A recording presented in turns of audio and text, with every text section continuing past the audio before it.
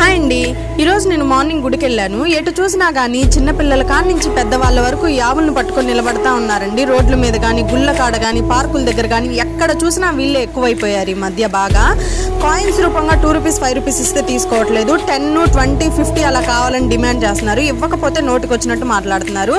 So అందరికీ నేను రిక్వెస్ట్గా అడుగుతుంది ఏంటంటే, మీరు ఏదైనా తోచిన సహాయం చేయాలి అనుకుంటే ఆవులకి తిండి రూపంగా ఏదో ఒకటి కొనిచ్చి ఇవ్వండి. అరటి పండ్లు కానీ, తోటకూరలు కానీ అలా దగ్గరలో ఎక్కడైనా కానీ ఉంటూనే ఉన్నాయి.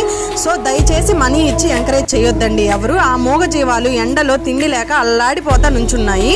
వాళ్ళు పనులు చేసుకోకుండా వాళ్ళు డబ్బులు సంపాదించుకోవడం కోసం ఈ మూగజీవులను అడ్డు పెట్టుకొని చండాలంగా ప్రవర్తిస్తున్నారండి.